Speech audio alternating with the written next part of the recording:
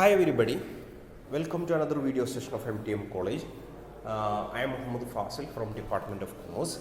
ഇന്ന് നമ്മൾ ഡീൽ ചെയ്യാൻ വേണ്ടി പോകുന്നത് ഫണ്ടമെൻ്റൽസ് ഓഫ് ഇൻവെസ്റ്റ്മെൻറ്റ് എന്ന് പറയുന്ന പേപ്പറിലെ ടെക്നിക്കൽ ഇൻഡിക്കേറ്റേഴ്സ് എന്ന് പറയുന്ന വളരെ പ്രധാനപ്പെട്ട ഒരു ഭാഗമാണ്. അപ്പോൾ എന്താണ് ടെക്നിക്കൽ ഇൻഡിക്കേറ്റേഴ്സ്? അല്ലെ, നിങ്ങൾ ടെക്നിക്കൽ അനാലിസിസിലെ ചാർട്ടുകളും കാര്യങ്ങളൊക്കെ പഠിച്ചു കഴിഞ്ഞു. ഇനി എന്താണ് ടെക്നിക്കൽ ഇൻഡിക്കേറ്റേഴ്സ് എന്ന് പറഞ്ഞു കഴിഞ്ഞിട്ടുണ്ടെങ്കിൽ, ടെക്നിക്കൽ ഇൻഡിക്കേറ്റേഴ്സ് എന്ന് പറഞ്ഞാൽ വേറൊന്നുമല്ല, ടെക്നിക്കൽ അനലിസ്റ്റുകൾ ടെക്നിക്കൽ ചാർട്ടുകൾക്ക് പുറമെ സ്റ്റോക്ക് മാർക്കറ്റിൻ്റെ ഓവറോൾ മൂവ്മെൻറ്റ് മനസ്സിലാക്കാൻ വേണ്ടി ഉപയോഗിക്കുന്ന ചില ഇൻഡിക്കേറ്റേഴ്സ് ഉണ്ട്. ഇതാണെന്ന് പറയുന്നത് ടെക്നിക്കൽ ഇൻഡിക്കേറ്റേഴ്സ് എന്ന് പറയുന്നത്. ടെക്നിക്കൽ ഇൻഡിക്കേറ്റേഴ്സ് എന്ന് പറഞ്ഞാൽ ടെക്നിക്കൽ അനലിസ്റ്റുകൾ സ്റ്റോക്ക് മാർക്കറ്റിൻ്റെ ഓവറോൾ മൂവ്മെൻറ്റ് മനസ്സിലാക്കാൻ വേണ്ടി ഉപയോഗിക്കുന്ന ചില ഇൻഡിക്കേറ്റേഴ്സിനെയാണ് ടെക്നിക്കൽ ഇൻഡിക്കേറ്റേഴ്സ് എന്ന് പറയുന്നത്. അപ്പോൾ ഒരുപാടധികം ടെക്നിക്കൽ ഇൻഡിക്കേറ്റേഴ്സ് ഉണ്ട് അല്ലേ. അപ്പോൾ ടെക്നിക്കൽ ഇൻഡിക്കേറ്റേഴ്സ് എന്താണെന്ന് കുറച്ചുകൂടി വ്യക്തമായിട്ട് ഇവിടെ എഴുതിയിട്ടുണ്ട്.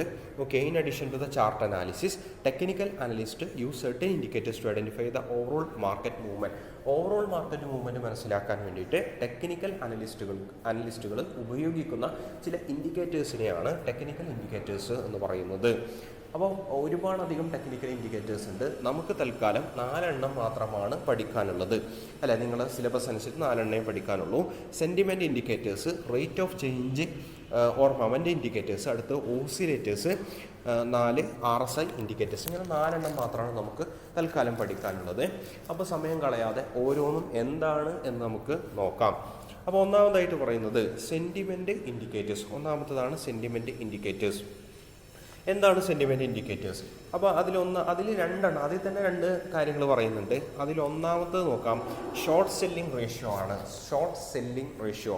അപ്പോൾ ഷോർട്ട് സെല്ലിംഗ് റേഷ്യോ എന്താണ് എന്ന് മനസ്സിലാകണം എന്നുണ്ടെങ്കിൽ ഷോർട്ട് സെല്ലിംഗ് എന്താണെന്ന് അറിയണം. ഷോർട്ട് സെല്ലിംഗ് എന്ന് പറഞ്ഞാൽ ഷെയർ മാർക്കറ്റിലെ ഒരു പ്രാക്ടീസാണ് അല്ല. നമുക്ക് ലാഭം ഉണ്ടാക്കാൻ വേണ്ടി നമ്മൾ ഉപയോഗിക്കുന്ന ഒരു പ്രത്യേകതരം പ്രാക്ടീസാണ് ഷോർട്ട് സെല്ലിംഗ്. അതായത് എന്ത് ചെയ്യുന്നു, ഒരു ഷെയറിൻ്റെ പ്രൈസ് താഴും എന്ന് നമുക്ക് ഉറപ്പാണ് അല്ല. ഒരു ഷെയറിൻ്റെ പ്രൈസ് എന്തായാലും വലിയ രീതിയിൽ ഇടിയും എന്ന് നമുക്ക് ഉറപ്പാണ്. അപ്പോൾ നമ്മൾ എന്ത് ചെയ്യും, ഓൾറെഡി നമ്മളത് വിൽക്കും. നമ്മുടെ കയ്യിലില്ലെങ്കിലും അത് നമുക്ക് വിൽക്കും. നമ്മൾ അത് എടുത്ത് വിൽക്കുന്നു. ഒരു 1000 ക്വാണ്ടിറ്റിയോ അല്ലെങ്കിൽ 500 ക്വാണ്ടിറ്റിയോ എടുത്ത് വിൽക്കുന്നു അല്ല. നമ്മുടെ കയ്യിൽ ആ സാധനം ഇല്ലട്ടാ. എന്നിട്ട് എന്ത് ചെയ്യുന്നു, അതിൻ്റെ പ്രൈസ് താഴുമ്പോൾ അതെടുത്ത് വാങ്ങും. താഴുമ്പോൾ എടുത്ത് വാങ്ങും. അപ്പോൾ നോക്കിയേ, ഉയർന്ന പ്രൈസിൽ നമ്മൾ വിറ്റു, താഴ്ന്ന പ്രൈസിൽ എന്ത് ചെയ്തു, വാങ്ങി. അപ്പോൾ സ്വാഭാവികമായിട്ടും നമുക്ക് ലാഭം ഉണ്ടാവുമല്ലോ അല്ലേ. നമ്മൾ വിറ്റ പ്രൈസിനേക്കാൾ കുറഞ്ഞ വിലക്കാണ് നമ്മളത് എന്ത് ചെയ്തത്, വാങ്ങിയത്. അതുകൊണ്ട് തന്നെ സ്വാഭാവികമായിട്ട് നമുക്ക് എന്തുണ്ട്, ലാഭം അതിലുണ്ടാകും അല്ലേ. അപ്പോൾ ഇൻട്രാഡേ ട്രേഡ് എന്ന് പറയുന്ന ഒരു കാറ്റഗറിയിലാണ് ഈ ഇത്തരത്തിലുള്ള ട്രേഡ് വരിക. അതായത് ഒറ്റ ദിവസത്തിൻ്റെ ഉള്ളിൽ തന്നെ ഈ 2 ട്രാൻസാക്ഷനും അവസാനിക്കണം അല്ലേ. വിൽക്കലും വാങ്ങലൊക്കെ ഒറ്റ ദിവസം കൊണ്ട് അവസാനിക്കണമെങ്കിൽ മാത്രമേ ട്രേഡ് ചെയ്യാൻ പറ്റുള്ളൂ. അതാണ് ഇൻട്രാഡേ ട്രേഡിൻ്റെ പ്രത്യേകത അല്ലെങ്കിൽ ഡേ ട്രേഡിൻ്റെ പ്രത്യേകത. അപ്പോൾ അതിൽ വരുന്ന ഒരു ട്രേഡാണ് ഷോർട്ട് സെല്ലിംഗ് എന്ന് പറയുന്നത്. അപ്പോൾ ഷോർട്ട് സെല്ലിംഗ് എന്താണ് എന്ന് മനസ്സിലായി അല്ല. ഇവിടെ പറയുന്നത് ഷോർട്ട് സെല്ലിംഗ്, ഇവിടെ short interest in a security is simply the number of shares that has been sold ഷോർട്ടായിട്ട് വിറ്റ ഷെയർസിൻ്റെ അല്ലെങ്കിൽ സെക്യൂരിറ്റീസിൻ്റെ എണ്ണമാണ് ഷോർട്ട് ഇൻട്രസ്റ്റ് എന്നതുകൊണ്ട് ഉദ്ദേശിക്കുന്നത് അല്ലെ. ഷോർട്ട് ഇൻട്രസ്റ്റ് എന്നതുകൊണ്ട് ഉദ്ദേശിക്കുന്നത് ഈ ഷോർട്ട് ഇൻട്രസ്റ്റും ആവറേജ് ഡെയിലി ട്രേഡിംഗ് വോളിയവും തമ്മിലുള്ള റേഷ്യോ ആണ് ഷോർട്ട് സെല്ലിംഗ് റേഷ്യോ എന്ന് പറയുന്നത് അല്ലേ. അപ്പോൾ ഇനി ഷോർട്ട് സെല്ലിംഗ് റേഷ്യോ എങ്ങനെയാണ് ഇത് പ്രെഡിക്റ്റ് ചെയ്യാൻ വേണ്ടിയിട്ട് ഉപയോഗിക്കുക എന്ന് നോക്കാം. ഇൻ്റർപ്രിറ്റേഷനിൽ ഇത് പറയുന്നുണ്ട്. അതായത് ഈ ഷോർട്ട് സെല്ലിംഗ് റേഷ്യോ കൂടുതലാണെങ്കിൽ അതിൻ്റെ അർത്ഥം ഇൻവെസ്റ്റേഴ്സ് വിചാരിക്കുന്നത് ആ ഷെയറിൻ്റെ പ്രൈസ് ഇടിയുമെന്നാണ്. ഷോർട്ട് സെല്ലിംഗ് റേഷ്യോ കൂടുതലാണെങ്കിൽ നമുക്ക് ഉറപ്പിക്കാം എന്നാണ്, ആ ഷെയറിൻ്റെ പ്രൈസ് ഇടിയാൻ പോവുകയാണെന്ന് നമുക്ക് മനസ്സിലാവും. കാരണം ഇൻവെസ്റ്റേഴ്സ് അതിലൊരു ശക്തമായ ഇടിവ് പ്രതീക്ഷിക്കുന്നുണ്ട് എന്നുള്ളതാണ്. അതുപോലെ തന്നെ അതാണ് ഇതിൻ്റെ ഇൻ്റർപ്രിറ്റേഷനായിട്ട് നമുക്ക് മനസ്സിലാക്കേണ്ടത് അല്ലെ. ഷോർട്ട് സെല്ലിംഗ് റേഷ്യോ കൊണ്ട് നമുക്ക് മനസ്സിലാക്കാൻ കഴിയുക. അപ്പോൾ അതാണ് സെൻറ്റിമെൻ്റൽ ഇൻഡിക്കേറ്റേഴ്സിൽ ഒന്നാമത്തത് ഷോർട്ട് സെല്ലിംഗ് റേഷ്യോ. അത് നമ്മൾ കവർ ചെയ്തു അല്ലേ, എന്താണ് നമുക്ക് കൃത്യമായിട്ട് പറഞ്ഞു. രണ്ടാമത്തതാണ് mutual fund liquidity. Mutual fund liquidity എന്താണ് മ്യൂച്വൽ ഫണ്ട് ലിക്വിഡിറ്റി എന്നതുകൊണ്ട് ഉദ്ദേശിക്കുന്നത്? മ്യൂച്വൽ ഫണ്ട് ലിക്വിഡിറ്റി എന്ന് പറഞ്ഞാൽ മ്യൂച്വൽ ഫണ്ടുകൾ എത്രമാത്രം വാങ്ങുകയും വിൽക്കുകയൊക്കെ ചെയ്യപ്പെടുന്നുണ്ട്, അതിൻ്റെ വോള്യത്തെയാണ് എന്തെന്ന് പറയുന്നത് മ്യൂച്വൽ ഫണ്ട് ലിക്വിഡിറ്റി എന്നതുകൊണ്ട് ഉദ്ദേശിക്കുന്നത്. അപ്പോൾ മ്യൂച്വൽ ഫണ്ടിൻ്റെ ലിക്വിഡിറ്റി കൂടുകയാണെങ്കിൽ അല്ല മാർക്കറ്റിൽ ഒരു ഇടിവ് നമുക്ക് പ്രതീക്ഷിക്കാൻ വേണ്ടി സാധിക്കും അല്ലെ. അതേസമയം മ്യൂച്വൽ ഫണ്ടിൻ്റെ ലിക്വിഡിറ്റി കുറയുകയാണെങ്കിൽ അവിടെ മാർക്കറ്റിലൊരു അപ് ട്രെൻഡാണ് നമ്മൾ പ്രതീക്ഷിക്കേണ്ടത് അല്ലേ. എന്താണ് മ്യൂച്വൽ ഫണ്ടിൻ്റെ മ്യൂച്വൽ ഫണ്ട് ലിക്വിഡ് ആവുക എന്ന് പറഞ്ഞാൽ എന്താണ്? മ്യൂച്വൽ ഫണ്ടിൻ്റെ ട്രേഡ് കൂടുതലായിട്ട് നടക്കുക അല്ല, മ്യൂച്വൽ ഫണ്ടിൻ്റെ ട്രേഡ് കൂടുതലായിട്ട് നടക്കുക. അതായത് മ്യൂച്വൽ ഫണ്ടിൻ്റെ ട്രേഡ് കൂടുതലായിട്ട് നടക്കുക എന്ന് പറയുമ്പോൾ അവിടെ നമ്മൾ ശ്രദ്ധിക്കേണ്ട ഒരു കാര്യം എന്ന് വെച്ചാൽ ആ മ്യൂച്വൽ ഫണ്ട് ഏത് ഷെയർസിനെ അല്ലെങ്കിൽ സെക്യൂരിറ്റീസിനെ ആസ്പദമാക്കിയിട്ടാണ് ഇരിക്കുന്നത്, ആ ഷെയർസിൽ ഇൻവെസ്റ്റേഴ്സ് കാര്യമായിട്ട് പ്രതീക്ഷിക്കുന്നില്ല, കാര്യമായ പ്രൈസ് റൈസ് ഒന്നും പ്രതീക്ഷിക്കുന്നില്ല എന്നുള്ളതാണ് നമുക്ക് മനസ്സിലാക്കേണ്ടത്. അതുകൊണ്ടാണല്ലോ അവർ അത് വിൽക്കാൻ വേണ്ടി പോകുന്നത്, അല്ലെങ്കിൽ അത് മ്യൂച്വൽ ഫണ്ടിൻ്റെ യൂണിറ്റുകൾ കൂടുതലായിട്ട് മാർക്കറ്റിൽ എത്തുന്നത് അല്ലേ. അത് എത്തുമ്പോഴാണല്ലോ വാങ്ങാനും ആളുണ്ടാവുന്നത്. ഓക്കെ, അപ്പോൾ അതാണ് മ്യൂച്വൽ ഫണ്ട് ലിക്വിഡിറ്റി എന്നതുകൊണ്ട് ഉദ്ദേശിക്കുന്നത്.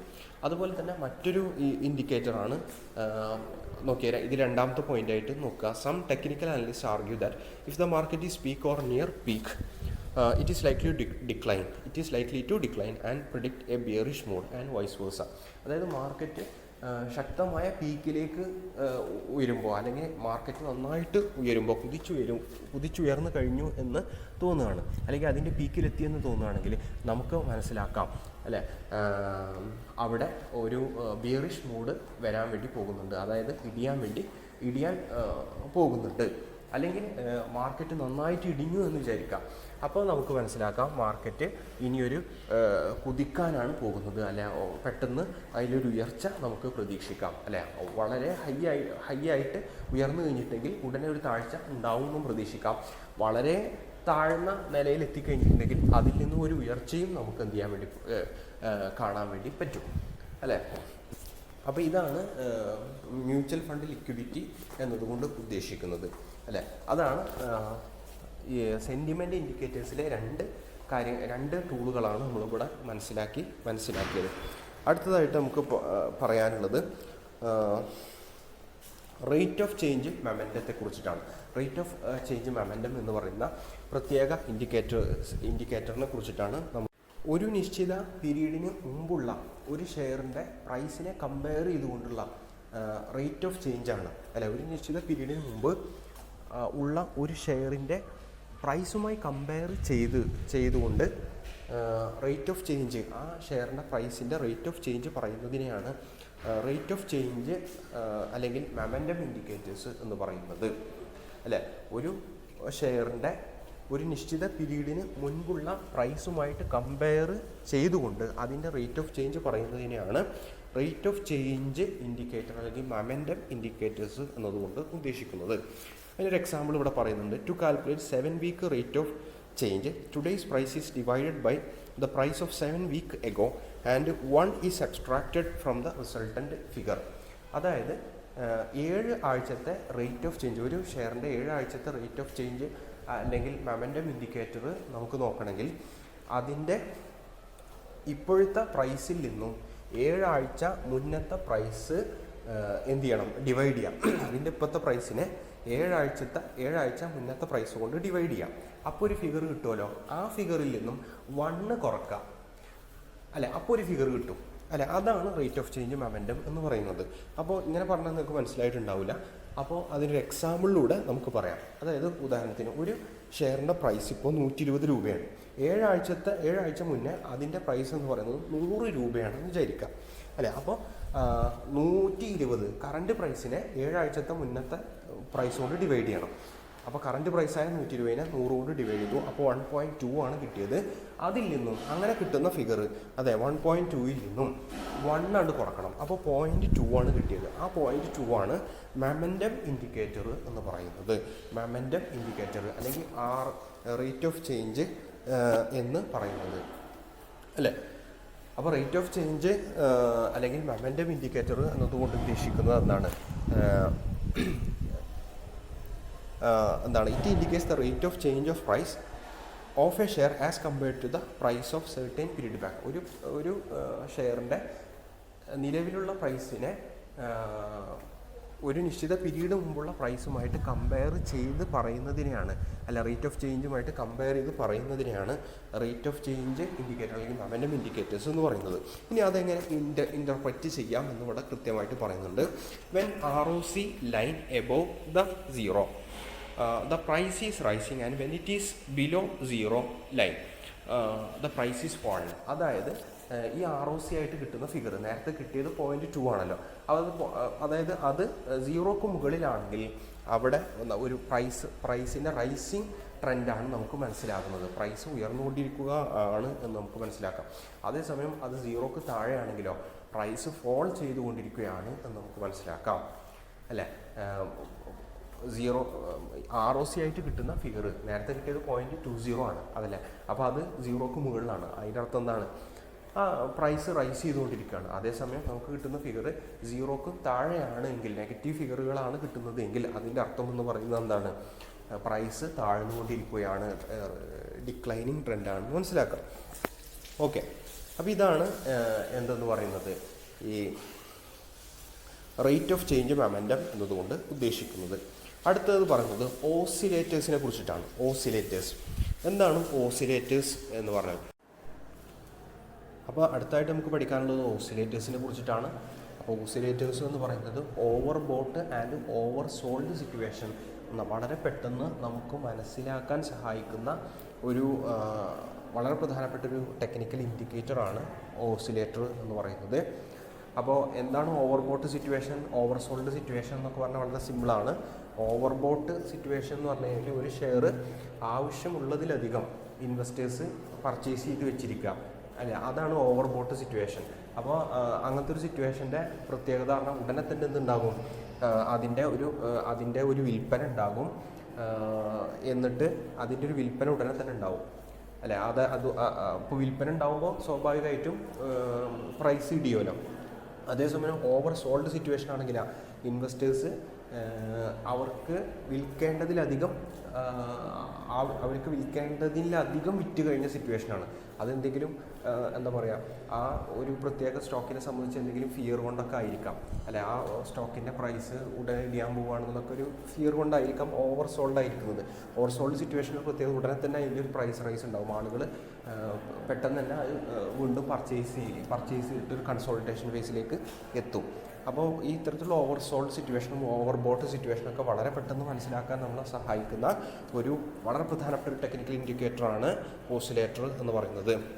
അപ്പോൾ ഇതിന് നമ്മൾ ചെയ്യേണ്ടത് വേറൊന്നുമില്ല, 2 വീക്ക് ഒരു സ്റ്റോക്കിൻ്റെ 2 വീക്ക് മൂവിങ് ആവറേജ് ഉണ്ടാക്കുക, അല്ല? മൂവിങ് ആവറേജ് എങ്ങനെ ഉണ്ടാക്കുക എന്നൊക്കെ നിങ്ങൾക്ക് അറിയുന്നുണ്ടാകും, അല്ലേ?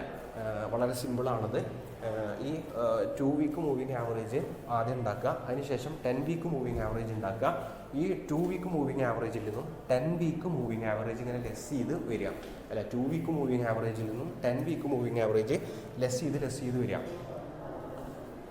അങ്ങനെ ലെസ് ചെയ്ത് വരുമ്പോൾ ഒരു ഫിഗർ കിട്ടുമല്ലോ, അല്ലേ? ആ ഫിഗർ ഒരു സീറോ ബേസ് ലൈൻ ആയിട്ടുള്ള ഒരു ഗ്രാഫിൽ പ്ലോട്ട് ചെയ്യാം. സീറോ ബേസ് ലൈൻ ആയിട്ടുള്ള ഒരു ഗ്രാഫിൻ്റെ പ്രത്യേകത എന്താണ്?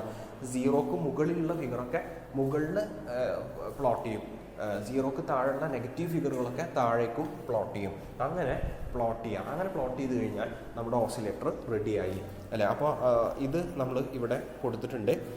ഒരു ചെറിയൊരു ഗ്രാഫിലൂടെ നിങ്ങൾക്ക് ഇതിവിടെ കാണാൻ വേണ്ടി കഴിയും, അല്ലേ? ആദ്യം വീക്ക് നമ്പർ കൊടുത്തിട്ടുണ്ട്. 1 മുതൽ 11 വീക്ക് എടുത്തിട്ടുണ്ട്. അതിൽ 2 വീക്ക് മൂവിങ് ആവറേജ് ആദ്യം ഉണ്ടാക്കി നമ്മൾ.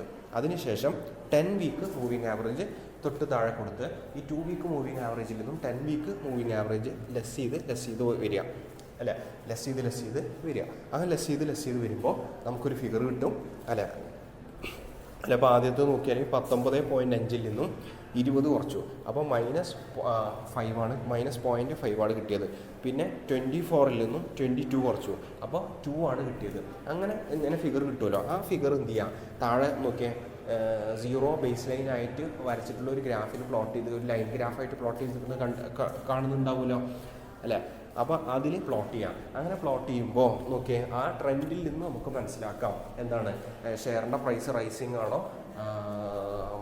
എന്താ പറയുക ഫാളിങ് ആണോ എന്ന് മനസ്സിലാക്കാൻ വേണ്ടി പറ്റും. ആദ്യം നോക്കിയാൽ ആദ്യം റൈസിങ് ട്രെൻഡ് കാണിച്ചിട്ട് പിന്നെ എന്ത് ചെയ്യുന്നു, ഫോളിങ് ട്രെൻഡ് കാണിക്കുന്നു അല്ലേ. അപ്പോൾ റൈസിങ് ട്രെൻഡ് എവിടെ നിന്നാണ് തുടങ്ങുന്നത്, ഫോളിങ് ട്രെൻഡ് എവിടെ നിന്നാണ് തുടങ്ങുന്നത് എന്നൊക്കെ ഇതിൽ നിന്ന് മനസ്സിലാക്കാം.